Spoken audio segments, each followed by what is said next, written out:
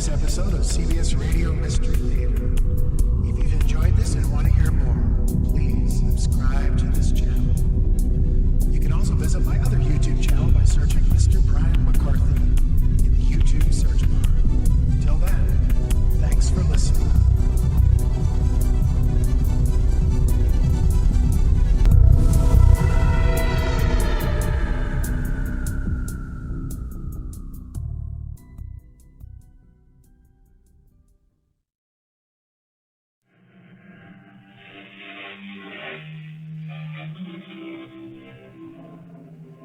Welcome. Come in. I'm Tammy Grimes. Death is a dream, said a Greek philosopher. Life is a dream, said a Spanish playwright. Death, life. Wherever you go, you'll get conflicting opinions. Which one of those gentlemen is right? The answer could be either, neither, or both. And before another hour passes, we shall make a convincing case for each of these possibilities. Hello. I wonder if you could help me. Sure. I'm looking for a Mr. John Croswell. Well, I'm John Croswell. Oh, are you sure? Of course I'm sure. I wouldn't want to make a mistake. I ought to know who I am. I'm John Croswell. That isn't true. What? You were John Croswell.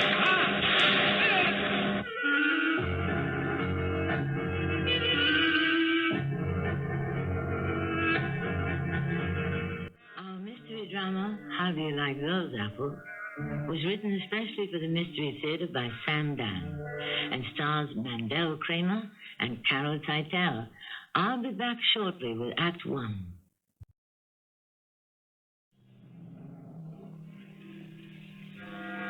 You cannot, says the scientist, ascertain the cube root of an emotion nor hope to analyze the component structure of an aspiration.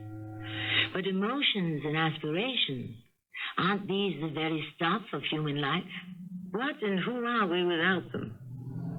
Let us consider John and Louisa Croswell, a middle-aged married couple. They are quite rich. He is rather handsome. She is passably attractive. They have a comfortable home, an easy life. What could be lacking? What? Indeed. Do you mind not going out this evening, John? No, dear, not at all. It's just that you've been home so seldom lately. Well, things are hectic at the office. Shall I play for you? Yes, that would be nice. Would you rather hear some Chopin? No, this is fine. Are you sure? Yes, dear. Perhaps, some Liszt. You just play what you like. No, I want to play what you like. To me, they all sound the same. Oh, dear, I hope you're not bored. No, I'm not. Are you sure? Why don't you just keep playing? Right.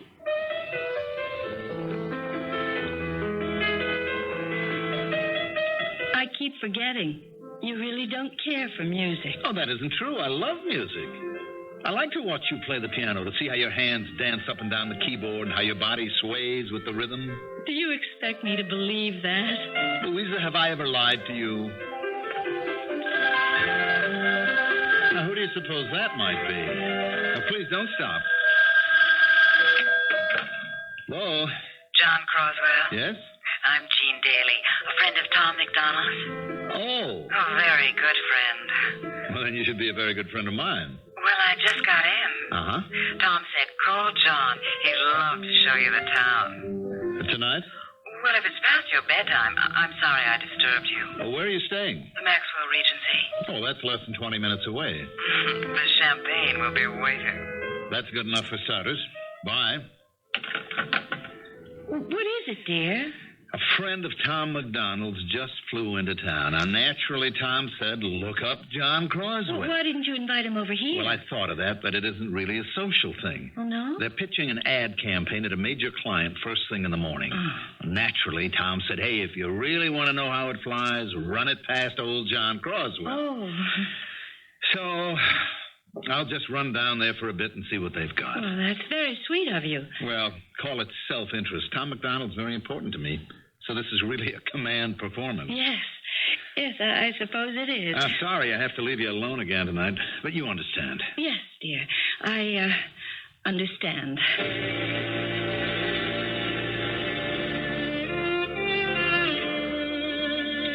You know, the last time I was in a place as authentic as this, it was the real thing. That's all? A little village called Andelsheim. Where is Andel? Whatever it is. Oh, in Styria. Where is Styria? It's in Austria, and it's got lots of cafes and things, just like this one. Oh, I think I'll go back there. How would you like to take me? Sure. One day. How about tomorrow? Tomorrow I'm busy. Oh, that's the story of my life. What time is it? The witching hour. Oh, midnight already? Is your coach about to turn into a pumpkin? Oh, the evening is young. It's scarcely begun. Why don't I call my wife?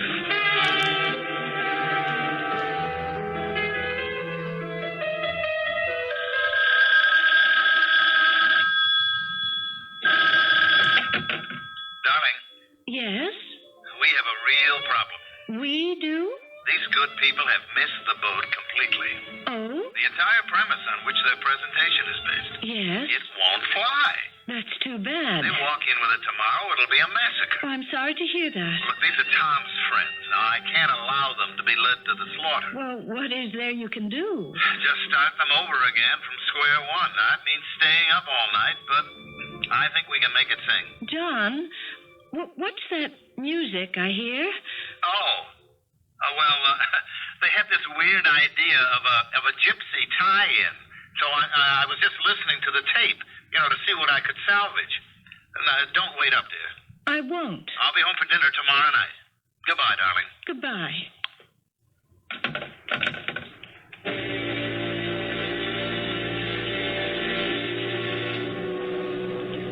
Well, that's taken care of. I told her I had to work. And she believed you? Sure. Does she believe everything you tell her? Absolutely. I wonder why. Well, I suppose because basically she's not too bright. Then why don't you divorce her? So why should I? Who wants a smart wife? Is she at least beautiful? No, not at all. Then what has she got? Money? Gentlemen, shall I tell your fortune? Oh, I happen to know my fortune. Ah, you do. My wife is my fortune. Well, then, shall I tell your fate? Why not? Sit down, Grandma. My name is Daria. Give me your hand. Oh, we're going to have the old palm reading act. Here it is written. Well, go ahead. Fire away. Yes? I see nothing. How can you see nothing? Nothing is revealed. Please excuse me. Where are you going? Hey, how do you? What are you laughing at? Oh, step one. What do you mean? Oh, it's a hustle, a racket. How? Well, it depends on how gullible you are. Oh, what is she doing? Oh, she's setting you up. How do you know? Look, I've made a study of these things. Well, but what's the swindle? Well, it's already working. I don't understand. Well, to begin with, you're curious. Not really. Then why are we talking about it? Well, because... Why are you so nervous? Am I? The idea is to pique your curiosity, start you thinking, make you worry. But why? Oh, so you'll seek her out after a while, try to get her to talk, press her for details. And that's when the money begins to change hands. Does she imagine that educated, sophisticated people fall for that nonsense? You can catch any fish in the ocean with the right bait. Well, here's a fish that never bites. Then you can keep swimming forever. I mean, who does that silly old woman think she is? Why are we still talking about her? Why don't we get out of here? I thought you liked the place. It gives me the creeps. You shouldn't let that old lady... Do you think I'm some superstitious fool? Of course not. I really don't care for that tone in your voice. Excuse me. Cut it out, will you? Look, I'd like to remind you, you're not talking to your wife. I know I'm not talking to my wife. Do you also make scenes with her in public places? Now, just a minute. Probably not, because you don't take her anywhere. On the other hand, why should she go? You're good looking, but you're not really much fun. I think I'll go to bed and curl up with a good book. Wait a minute, what did you do? Nothing. Or everything. Look, your wife chooses to put up with it. I don't have to. Good night.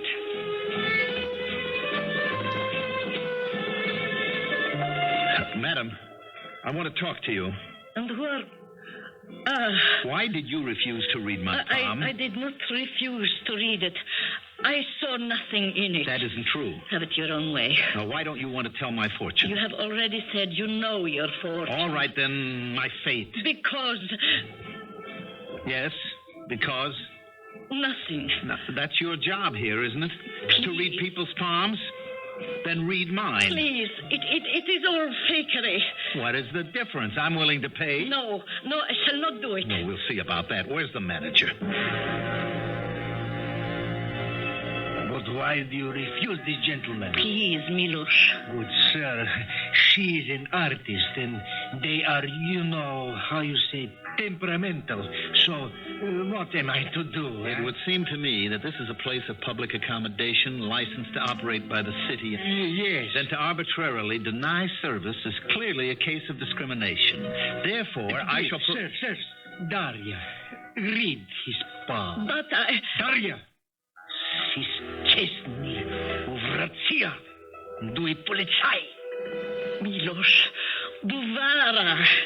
Sis chestni. No, Milos. Duvara. Ada? Ada. Sir, please, sit. All will be in order, eh? Your hand, if you please. Tell me what you see. You are educated, a civilized man. Why are you so impressed with this mumbo-jumbo? Why? Well, surely you know it is a fake. I always thought it was fake. And now you do not. No, I don't know. What did you see in my hand? Nothing. I tell you nothing. I look, and I see you, and then I see nothing. It is nothing every one of us becomes when we are taken away by death. What are you saying? You know what I am saying. I don't believe you. Why should you? I am a gypsy thief. What I say to people is all lies, is illusion. You say I'm going to die? All of us shall die. Are you immortal? I'm going to die. That's what you meant when you said you see nothing. Yes. Nothing. You don't see me in my place in the world, is that it? Yes. Which means that you will still be alive when I'm dead. And you're an old woman. I'll die before you will. I'll be dead within the next few years, or even sooner. Is that what it means? Yes. I don't believe it. I don't believe you. I wouldn't want to believe her either. Poor John Croswell. Here he is in the peak of health, the prime of life, and this haggard old crone says that she will outlive him, which means he can die at any time, and long before his allotted span. Well, I can assure you that he will not die within the next few minutes, if only because we simply must have him back for the second act.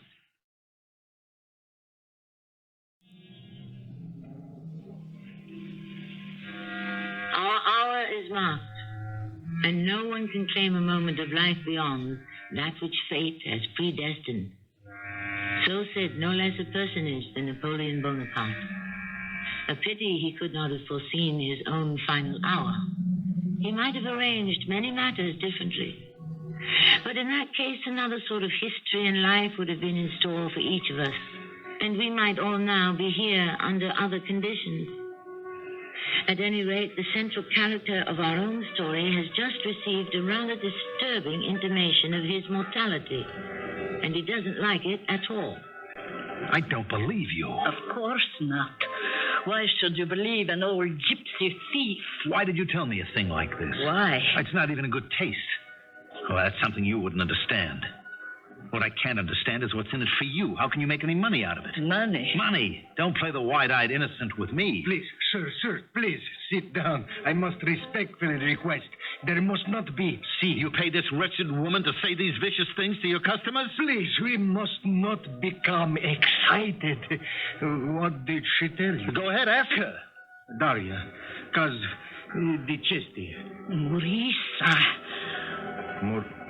Morisa? Ada. Ada, Milosh. Sir, you must excuse her. She is very old. That still doesn't give her the right. The mind in very old people, it goes here, it goes there. What kind of a place is this, anyhow? It is a place in which you are, it is obvious, not happy. So I must ask you to leave, please. There is no check. You are my guest. You must go. You couldn't pay me to stay here one more minute in this phony joint.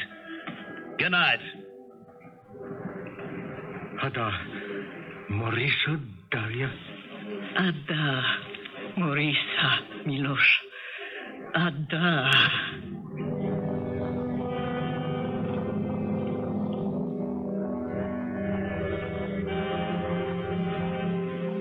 John. Oh, yes. Did I wake you? I'm sorry, Louisa. Well, I thought you said you'd be working all night. Well, we got off to a sensational running start, and before you knew it, we were at the finish line. I'm glad. No one should miss a night's sleep. I'm really very tired. I'm sorry, John. Well, I just want to get some rest.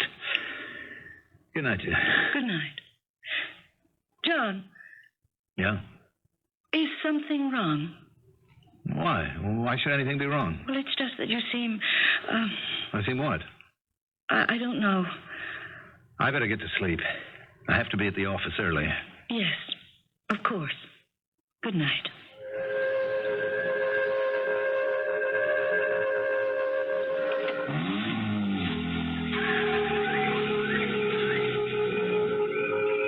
John Crosswell? What do you want? Your life. My life? Hey, what are you doing? No! No! John! What? John, what is it? I was just shot, killed. Oh, you had a nightmare. No, it was so real. Darling. There's something so crazy, so mixed up, so jumbled. Not a nightmare. But this was so orderly, as if it were actually happening. Still, it was just a dream. Just a dream? After what she said? After what who said? The gypsy. What gypsy? Some time ago, we were having a business lunch at this place. And there was a gypsy fortune teller. Oh, well, what's the difference? Well, the thing to do is to forget it. Why was it so real? Well, what did the gypsy say? No, you're right. We'd better forget it.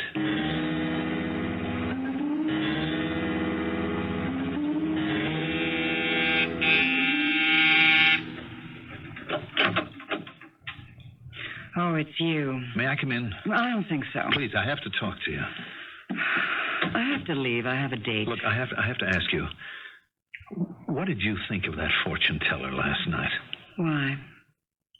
She said I was going to die. So?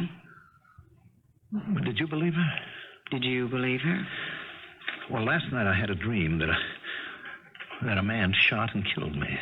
Well? Why did I have such a dream? Oh, I don't know. I mean, could it have anything to do with what she said? Maybe. But how? You're the one who said it was just a hustle, a swindle. Maybe it isn't. You're the one who said she was trying to just set me up for some money. But how? What can she gain by it? Oh, I don't know. What happened? I thought we were doing fine last night. You don't have a future. You're the kind of guy who will never leave his wife. Look, I thought you understood that I was just out for a little fun. But you weren't having any fun. You hate your wife, but you don't have the courage to leave her. That isn't true. You said she has the money. You hate the idea that it's her money that makes your lifestyle possible. So you make her life miserable. And then you have a guilty conscience. Oh, you don't know what you're talking about. Look, either leave her or stay with her all the way. Because otherwise you're going to destroy yourself. That gypsy woman, why did she say I was going to die? And then last night, why did I have that dream? Why don't you ask her?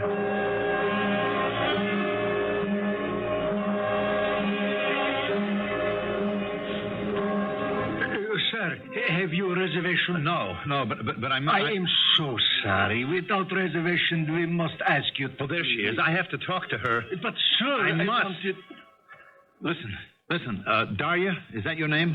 What is it you desire from me? Last night, you said I was going to die. Yes. And then last night, I had a dream.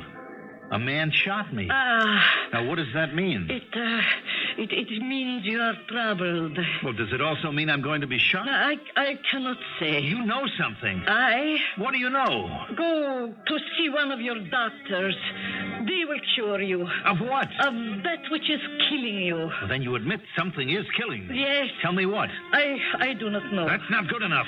From the look on your face, from the anger in your voice, perhaps it is hate. Hate? Yes. There is a poison in you. It eats away. What is going to happen to me? Oh, you're a lot of help. How much do I owe you? Nothing. Good night. Daria, il Morisa. Ada.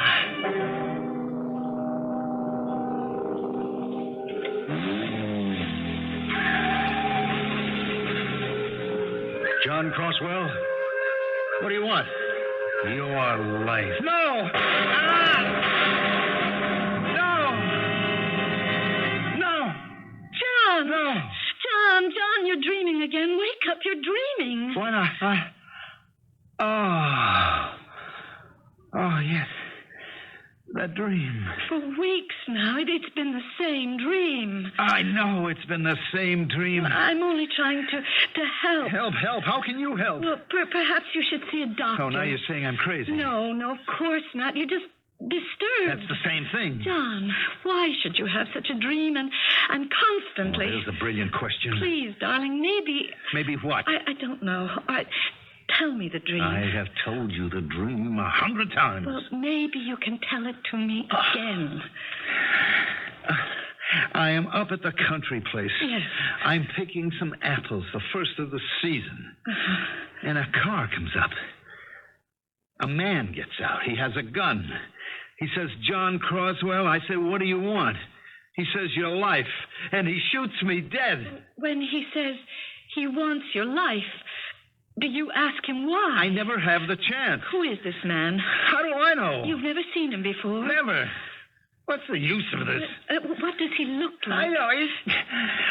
He's about 40. He's tall. He's thin, dark-haired. Is he well-dressed? Oh, he looks more or less like a college professor. He has that kind of Tweety corduroy appearance. And you've never seen him before? I've already told you. Honestly, Louis. All right. When you were at college, did you ever have an encounter you with... have this annoying habit of... Look, I cannot account for this man. I don't have the slightest idea of who he is or why he wants to kill me.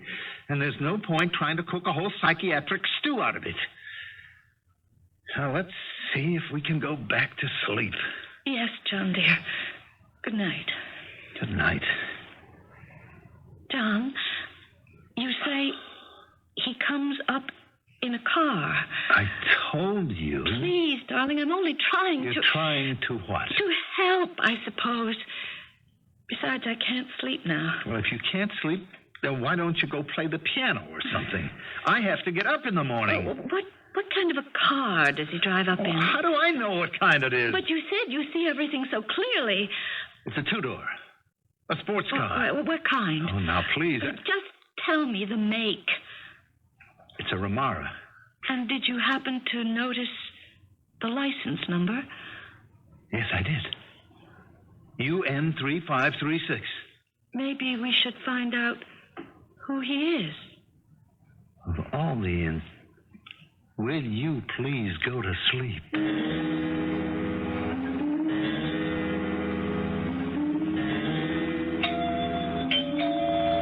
Momento! Beatrice. I beg your pardon. Oh, no, I beg your pardon. Come in. You see, I sometimes think, of all the people in history, which one would you like to have been? Cleopatra.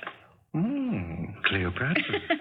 And to look at you, who would have imagined... I know, I don't look like Cleopatra, I know. Well, not at first glance. And I would never give that answer to anyone, but you caught me off guard. Oh, you caught me off guard, too. I would have been Dante. Dante? Dante Alighieri. Oh. That's because of everything that was ever written. I would like to have been the author of the Divine Comedy. And you caught me in one of my Dante moods. When I saw you standing at the door, I automatically exclaimed, Beatrice. She would come to visit him, you know. Professor Tolliver, you are Professor Harry Edward Tolliver? Just call me Harry. I'm not one of your students. You're not? No. My name is Louise Croswell. How do you do? Mrs. John Croswell. And now you've just spoiled it. I know we've never met. But finally, that deficiency has been remedied. As I said, my husband's name is John Croswell. Why are you telling me this? Do you know him? No. Have you ever heard of him? I have not. Then, I'm not quite sure. You're not quite sure of what? Of how I should phrase my next question. Well, why not put out a few nouns and verbs and see how they fall into place? We have established that you don't know my husband. Right. You never even heard of him. Correct? You have no objection to the work he does. True. Then, Professor Tolliver, why do you want to kill him? How would you like to be relaxing in your living room, minding your own business, luxuriating in your private fantasies, and have a perfect stranger throw a pitch like that one at you? Professor Harry Edward Tolliver is now at bat for the first time in our tale.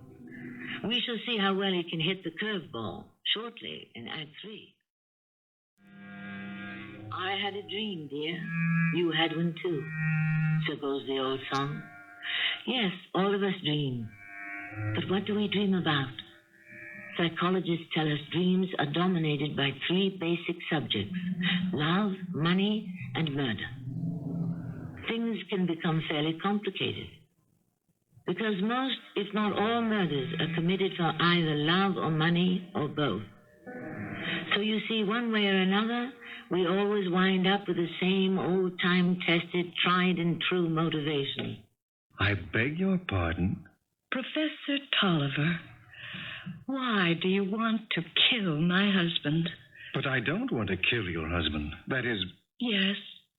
Well, looking at you, I can see where any number of men would want to get him out of the way. Please, Professor, I know this sounds ludicrous. You see, my husband has been having a series of nightmares. He dreams he's in our apple orchard upstate. Oh, what sort of apples do you grow there? Macintosh mostly. Ah. Also some Ida Reds and Gravensteins. Delicious. But they have such a short season. That's true. Look, please let me say this. He dreams that a man drives up. This man gets out of his car and shoots him. Why? He doesn't know. And what, if anything, has this to do with me? Well, the dream is very clear. He describes the man, and you fit the description perfectly. I do? Yes, he describes the car. It is an imported Ramara, and the license plate is UN 3536. Well, that's my registration. How do you account for it? I came here to ask, how do you account for it? I asked a friend who's in the automobile insurance business to see if he could find the owner of... Well, I must respect his confidence and say no more. And you say your husband dreams that I will kill him? Yes, every night. But I wouldn't do that. I'm glad to hear it. Look, will you do something for me? Anything. Could you come with me? I would go with you to the ends of the earth. No, not that far. Just to my house. Oh, that's even better. I would like you to meet my husband. I knew there was a catch to it. Tell him you mean him no harm, that you certainly have no urge to kill him. Why should I tell him that? Well, because it's true. Well, it is, isn't it? Of course. Well, then why can't you tell him?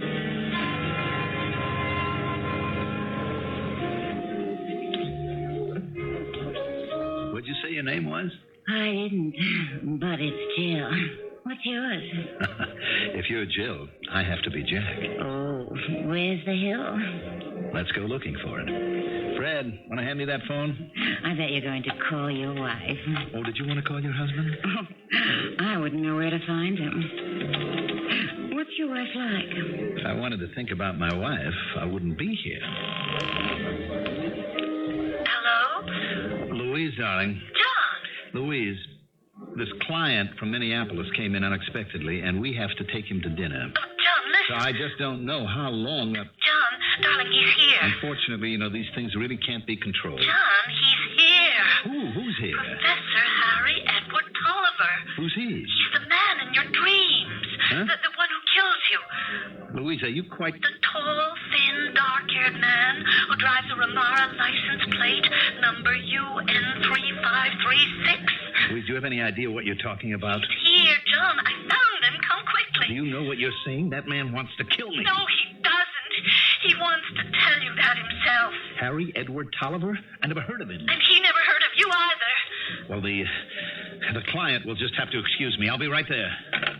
Oh, I gather tonight it's the hills of home, as the old song says. Look, maybe we can have a rain check. Oh, sure.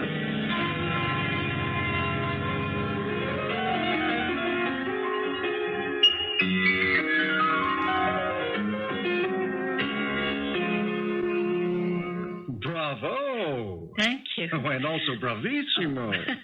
Why are you not concertizing? Why? Why are you hidden away here, tucked away, buried away? Oh, I don't think I'm good enough. Who else doesn't think you're good enough? Your husband? Oh, John doesn't know anything about music. Actually, he has a tin ear. He also has a blind eye. Why are you married to this dolt? Well, he's really very nice. Nice is not enough. Not for you. For a timid little housewife, perhaps, but not for a woman of passion and blood and fire. I'm certainly not a woman of passion and blood and fire. You're not? Don't you ever hear yourself play?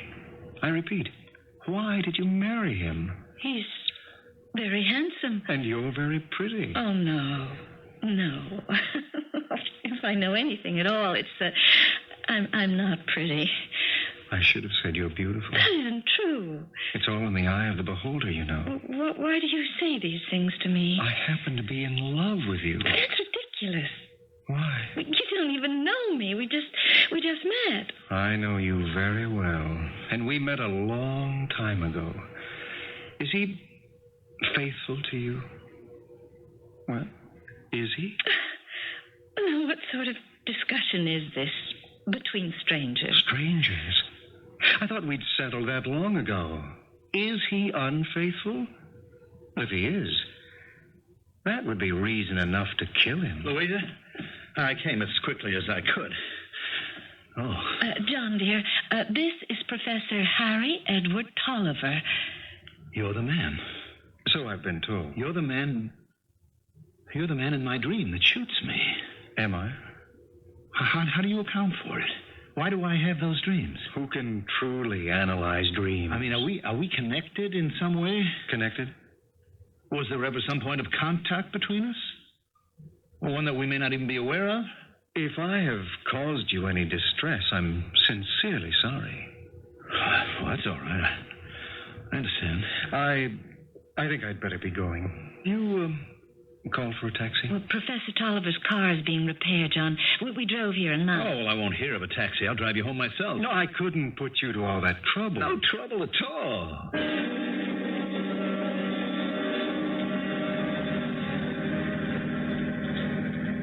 You know, that dream, I suppose we'll just have to chalk it up as another one of the unsolved mysteries of life. Perhaps. But I'm glad we met. Well, it's good of you to drive me home. It's a long trip. Brother, you came in handy. I did? As an excuse to get out of the house. Listen, let's stop off at Tumbleweeds. It's a great little bar. It swings. I don't think so. Well, let me just sweeten the pot. There's a surefire little lady there. Her name is Jill, and I will bet you that she has a friend.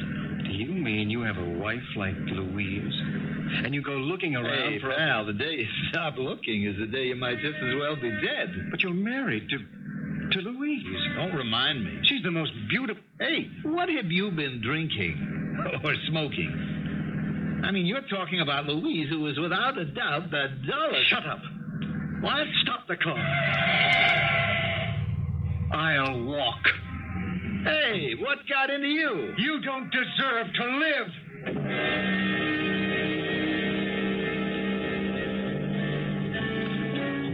Well, are you ready to go up the hill? I had an idea you'd be back, John. Here I am.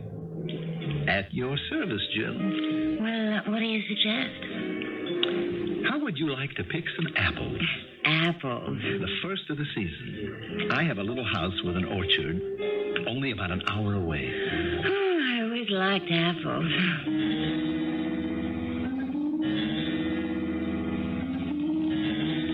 How do you like it? Oh, it looks cozy. First thing I have to do is call my wife.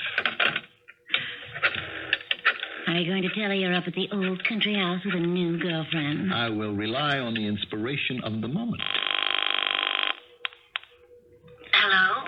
Oh, Louise, dear. Oh, John.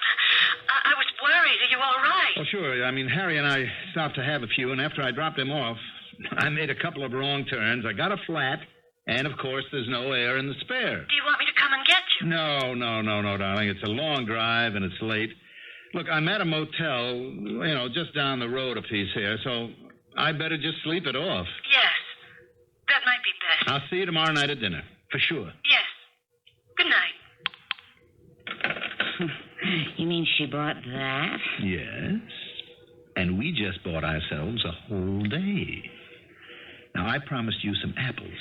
I can wait till morning. Look, all I have to do is step outside that door. Now, why don't you just mix us a drink? You'll find everything you need in that cabinet. Oh, we have some beauties. What would you like to drink? What do you want? What'd you say? My life. Who are you talking to? Hey, what are you... No. Stop! John! John! John! What happened? John! We don't really know what happened, Miss Croswell. It seems he was there with a lady. I'm sorry. Please continue, Sheriff. Well, he'd gone out into the yard to pick some apples. He got you a nice crop this year, I don't mind telling you. Yes. And this lady, she heard him talking to someone. And he said the following. What do you want? Hey, what do you... No.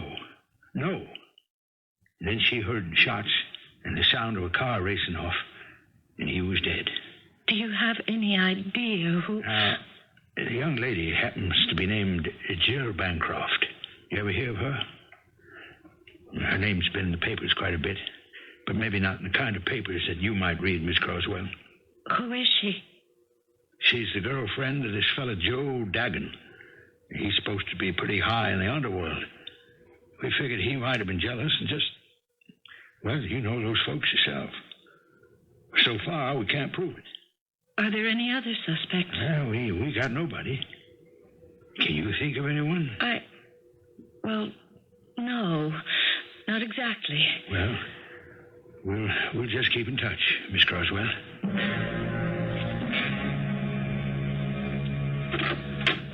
Louise, I just heard about it on the radio. Did you kill him? Why would I kill him? That's no answer. What can I say? He had these dreams where you shot him. I'm not to blame for his dream. You said if he were unfaithful to me, you would have reason to kill him. Reason, yes, but ability, no. Are you telling me the truth? You'll never believe me, will you? I don't know what to do. But what? About all this. But can I go to the sheriff and say John dreamed a man named Harry Edward Tolliver killed him? The sheriff would think I'm crazy. It could be worse than that. He could think you're guilty. Me? Or at least an accessory. All your husband did was dream that some man, nameless, unknown, killed him. It was you who sought that man out, found him. Why? Why? Yes, why? What did you think would happen? Well, I just thought Perhaps it would be best all around if you didn't go to the police. Yes. I suppose you're right. After all, why rock the boat? Why stick your neck out? We should let sleeping dogs lie. You know what I think you should do right now? Play the piano. In his memory. Do one of his favorite pieces. He didn't have any. I suppose that was his problem. Daria, Adler. nu spada. Pictura. Oh. So, il morisa. Ada, Adler. poor fellow. How did you know, Daria? Daria knows. Daria knows. Ada. Ada, which means yes. But what have we here? A case of murder, which shall go unpunished. I don't know. Nor is it really our problem. We tell stories. It's up to the police to solve crimes. If they find the killer, he will stand trial and justice will be done. And who is the killer? The professor or Jill's jealous underworld lover? We might compare notes when I return shortly. Dreams may serve as warnings, says one group of philosophers. Dreams are nothing but the reflection of the chaos and confusion which make up our daily lives, insists another. We know that the past often replays itself in our dreams. So why, therefore, might not the future reveal itself? After all, no less distinguished an authority than Einstein himself declared that the past, the present, and the future do not adhere to an orderly pattern, but do constantly turn and twist and overtake each other. Check it out for yourself. How often does tomorrow turn into a repeat performance of yesterday? Our cast included Carol Teitel, Mandel Kramer, Bob Caliban, and Cynthia Adler. The entire production was under the direction of Hyman Brown. I hope you enjoyed this episode of CBS Radio Mystery Theater. If you've enjoyed this and want to hear more, please subscribe to this channel.